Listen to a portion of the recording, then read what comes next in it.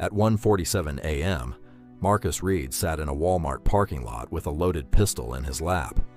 Rain hammered the windshield so hard it sounded like the sky was trying to break into the car. His phone screen glowed in the dark. 23 missed calls, 2 from debt collectors, 1 from his landlord, 3 from his mother, and 1 voicemail from the bank informing him his account had officially gone negative. Negative $42. Marcus stared at the gun, not crying, not panicking. That was the scary part. He felt nothing, like life had drained every last emotion out of him. Outside, people walked past carrying groceries, laughing, living normal lives while his entire world silently collapsed inside a freezing Honda Civic that smelled like gasoline, sweat, and old fries. Marcus whispered to himself, "How the hell do people actually make it in this country?" He worked harder than everybody he knew. Day shifts delivering packages, night shifts driving Uber, weekends helping at a warehouse in Cicero. 3 jobs, still broke, still drowning, still one emergency away from destruction. Meanwhile, everywhere he looked online, some 22-year-old crypto kid was buying a penthouse in Miami. Some influencer screamed about wealth frequency. Some fake millionaire in Dubai talked about manifesting abundance. Marcus used to laugh at that stuff. But tonight, sitting there with a gun in his hand, he wasn't laughing anymore, because a terrifying thought entered his mind. What if money really does avoid certain people? The thought made his stomach twist, because deep down, Marcus believed life rejected him. Not just money, everything. Love, success, peace, opportunity. Like the universe itself looked at him and said, "Not you." Then his phone buzzed again. Unknown number. Marcus almost ignored it, but something told him to answer. "Yeah?" Static. Then an old, calm voice said, "You're about to make a permanent decision over a temporary identity." Marcus froze. "Who is this?" "You don't need money," the voice said quietly. "You need a different frequency." Click. The line disconnected. Marcus stared at the phone. Goosebumps spread across his arms. The next evening, against every ounce of logic in his body, Marcus went to the address the old man texted him afterward. Southport Cafe, North Chicago, small place, dim lights, jazz music playing softly, and in the corner sat an older black man wearing a charcoal coat and spotless leather shoes, calm, still, like he had absolutely nothing to prove to the world. Marcus approached carefully. "You called me?" The man looked up slowly. "Elijah."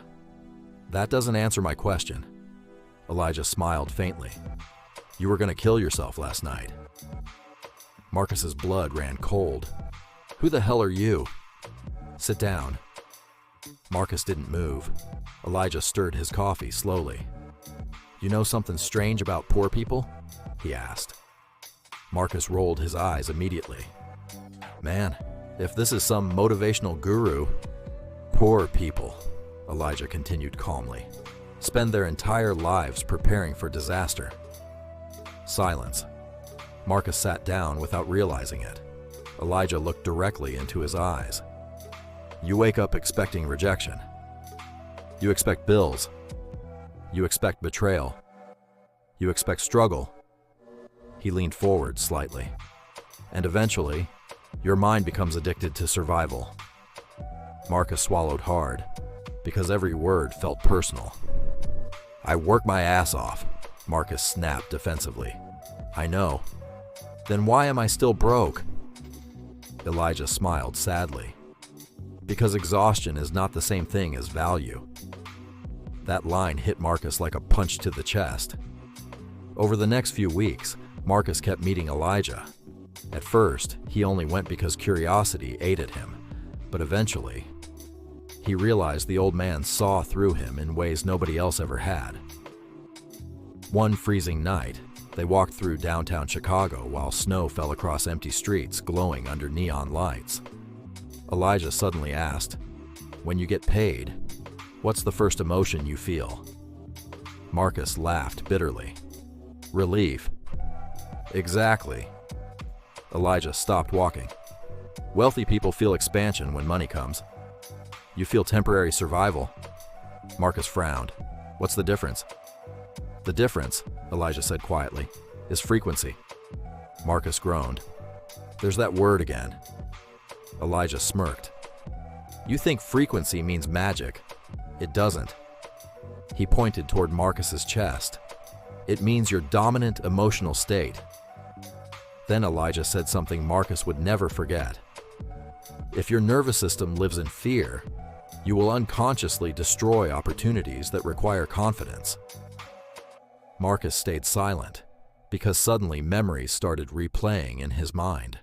The business idea he never started, the girl he never approached, the promotion he never applied for, the risks he avoided, the chances he talked himself out of. Not because he was incapable, because deep down, he knew it was true. Every conversation he had revolved around stress, bills, problems, bad luck, pain. He had become emotionally attached to being the guy life mistreated. Elijah walked toward the window overlooking the city. You want the darkest truth about money? Marcus nodded slowly. Money amplifies who you already are. He turned around. If you hate yourself broke, you'll hate yourself rich. If you're insecure broke, you'll be insecure rich. If your mind lives in fear, money becomes dangerous in your hands. Marcus felt chills crawl down his spine.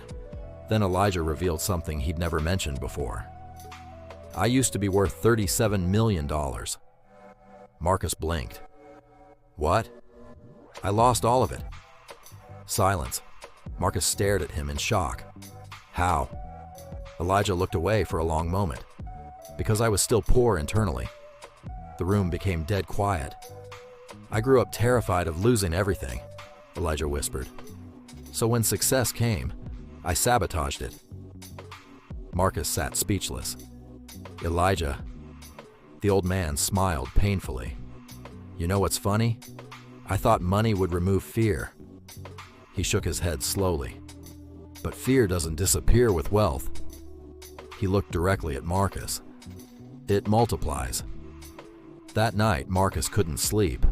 For the first time in his life, he realized money wasn't just financial, it was psychological. And maybe the reason some people attracted opportunities wasn't magic. Maybe they simply weren't mentally trapped in survival mode.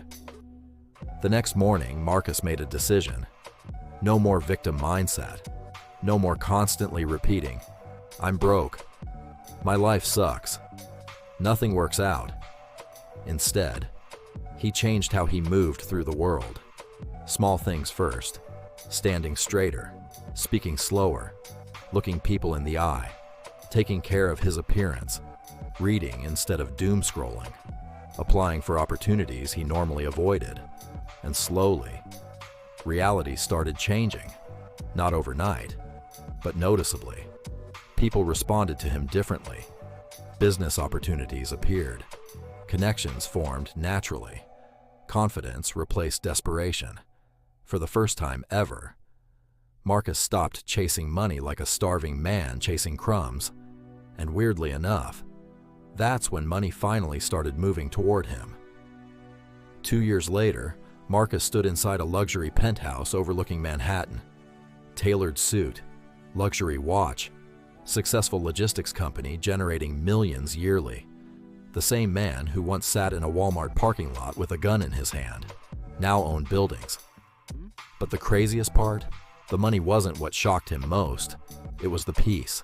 No panic, no desperation, no constant fear of survival. Then one night he got a phone call. Elijah had died peacefully in his sleep. Marcus flew back to Chicago immediately.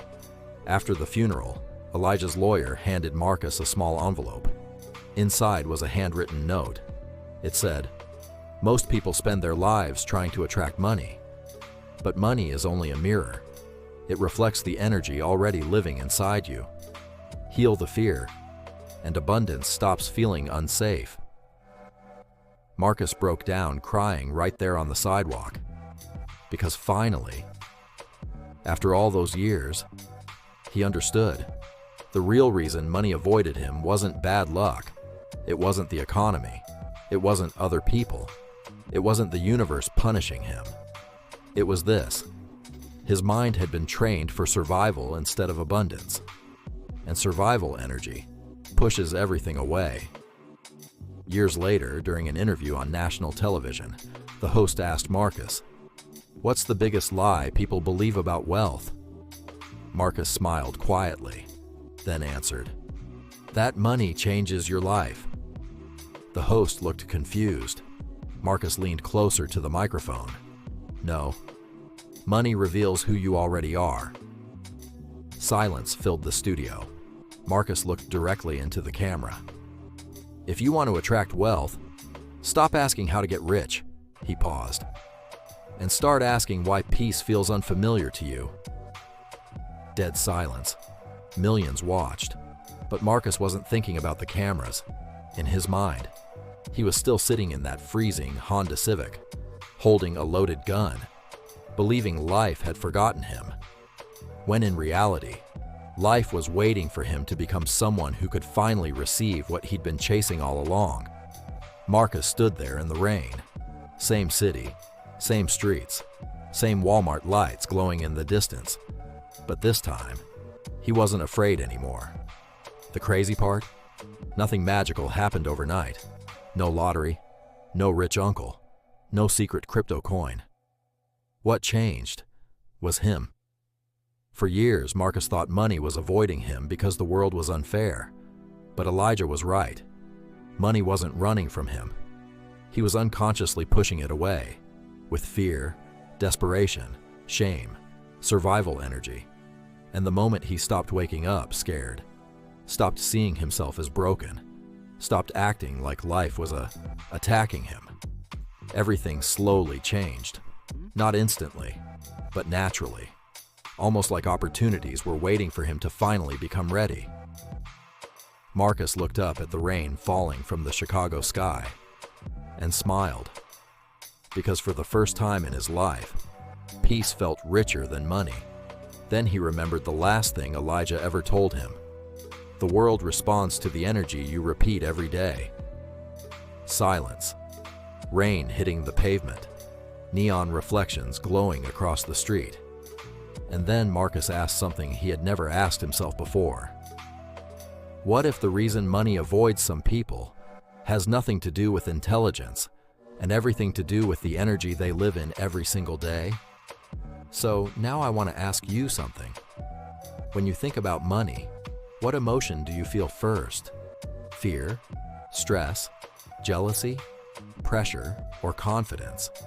Because maybe that answer explains more about your future than you realize. Comment below. Do you think money is attracted to mindset? Or is that all bullshit?